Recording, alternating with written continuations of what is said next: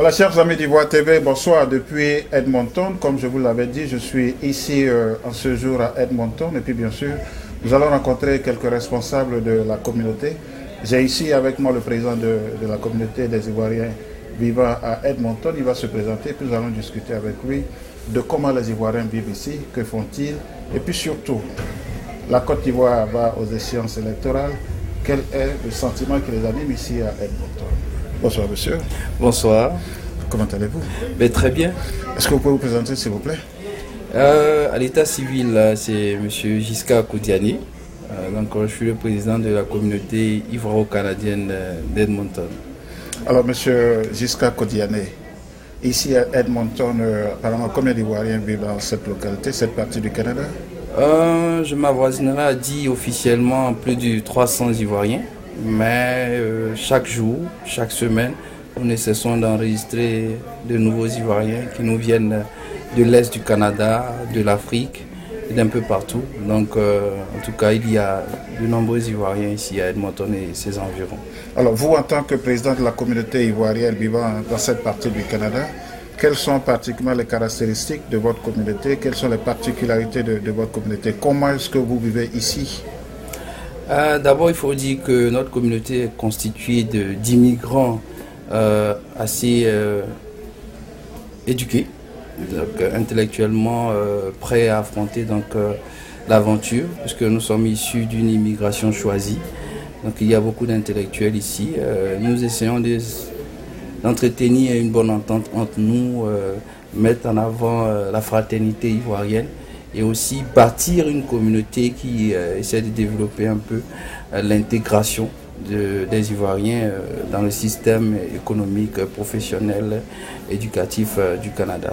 Alors quand vous parlez d'immigration choisie, ça veut dire que est-ce que c'est une porte qui est fermée à toute autre personne qu'on dirait peut-être pas intellectuelle? Vous savez, chaque pays a son système d'immigration. Je pense que le Canada avait opté dans le passé pour une immigration un peu, je dirais, de réfugiés et autres. Et il y a une nouvelle sorte d'immigration qu'ils ont essayé de développer pour faire avancer plus le Canada. C'est ce qu'on appelle l'immigration choisie.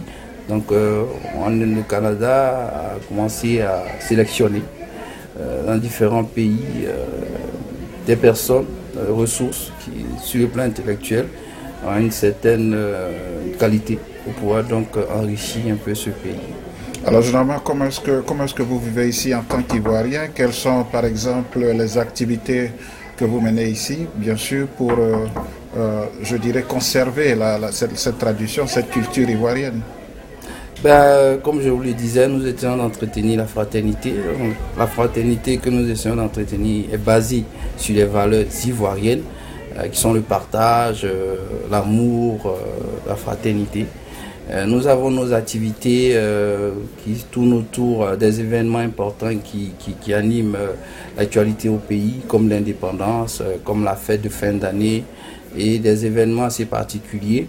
Ici, par exemple, les naissances, où la communauté se mobilise pour soutenir les parents et accueillir le nouveau bébé. Nous avons les décès aussi, où la communauté aussi se mobilise autour de la personne qui est touchée par cette perte de parents pour l'assister. C'est un peu cela qui bâtit ce rapprochement assez fort entre les membres de cette communauté. Alors président, bien sûr que la Côte d'Ivoire, nous allons en discuter, la Côte d'Ivoire est en pleine mouvance électorale. Comment est-ce que d'abord vous vivez ce moment assez précis de notre Côte d'Ivoire?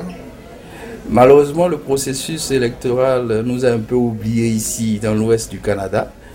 Mais c'est pas grave, nous suivons l'actualité aussi ici, puisque nous avons les parents au pays, nous sommes fortement attachés donc à la Côte d'Ivoire, qui est notre pays.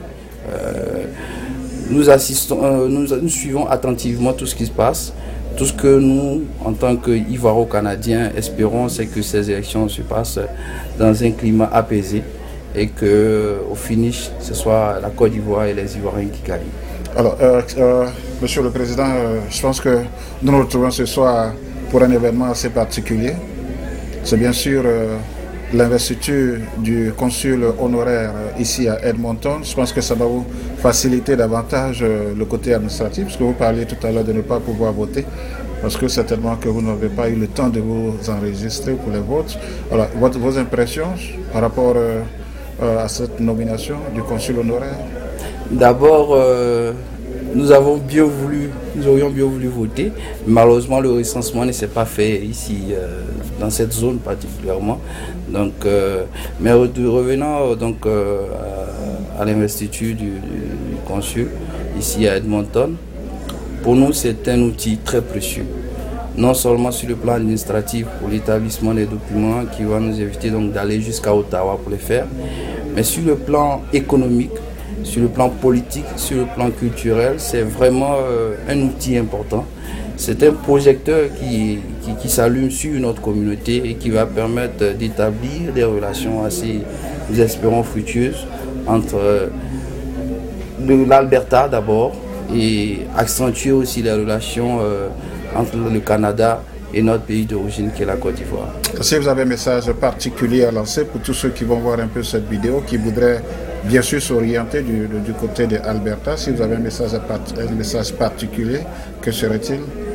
Ce que je pourrais dire, c'est de dire à mes frères, à mes amis, que le Canada est un beau pays, est un grand pays, plein d'opportunités.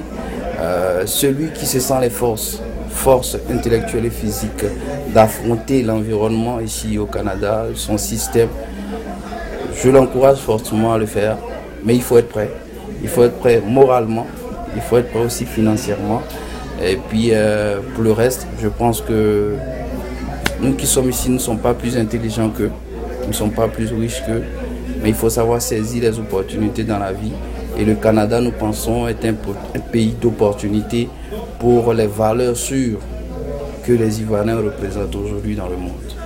Voilà, chers amis d'Ivoire TV, bien sûr que je ne pouvais pas retourner à New York sans, bien sûr, m'asseoir avec le premier responsable de la communauté ivoirienne ici, à la personne de M. Giscard Kodiané, avec qui, bien sûr, nous avons fait un bref tour horizon de comment ils vivent ici au Canada. Bonsoir, dormez bien, c'était Germain Kouassi depuis Edmonton. Merci bien, Président, de votre temps. Merci à vous. Beaucoup. Voilà. À la prochaine. Vous l'avez découvert ici. Que vous avez découvert Ivoire TV. Ivoire TV.